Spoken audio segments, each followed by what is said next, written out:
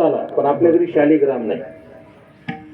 आता हे सुद्धा आपल्या हिंदू धर्मामध्ये कोणीतरी सांगायले की देवपाटावर देव किती असावेत, डबल असावेत का नसावेत, डबल असले तर एक एक उचलून फेकून द्यावेत कुठं. कोण सांगायला हे असं?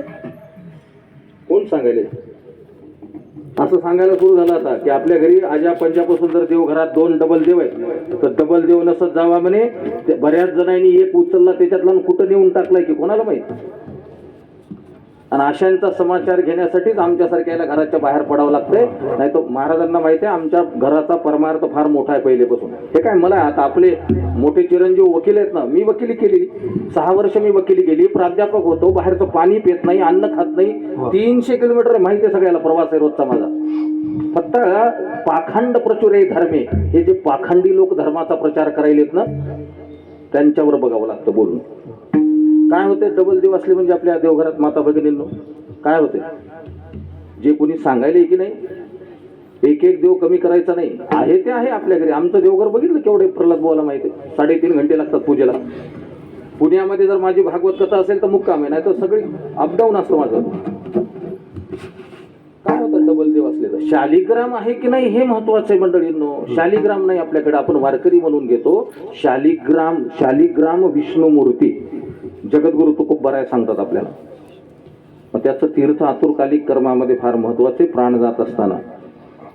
तिसरा एक सिद्धांत आतुरकालिक कर्माचा सगळ्यांना माहित आहे, भगवान भगवद्गीतेमध्येही सांगतात, भागवत महापुराण सांगतात, आणि आधी करून सगळे पुराण सांगतात, आणि आमचे जगद्गुरु तुकोबराय सांगतात. भगवंताने अर्जुनाला कुरुक्षेत्रावर सांगितलं अंतकालेच मामेव.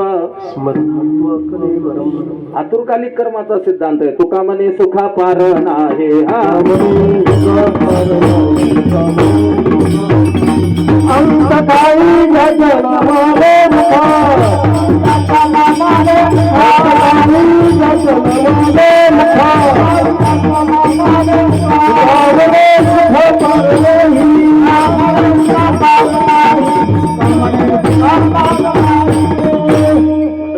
अंतकाळामध्ये भगवंताचं नामचिंतन आपल्या मुखाला येणं आतुरकालिक कर्म. आपला विषय असा सुरू केलाय कीर्तनाचा की देहपतनानंतर गरुड पुराणामध्ये 2 कर्म सिद्धांत सांगितले. एक आतुरकालिक कर्म म्हणजे देहातून प्राण जायच्या अगोदरचं कर्म, त्यामध्ये 2-3 मुद्दे बघितले आपण, आणि एक आवृद्ध व दैहिक कर्म म्हणजे देहातून प्राण गेल्यानंतरचं कर्म. त्याचा सुद्धा आपल्याकडे एवढा सूक्ष्म विचार सांगितला आहे. आपल्या देहातून प्राण कोण्या दिवशी गेला, कोण्या प्रहरात गेला, कोण्या नक्षत्रावर गेला,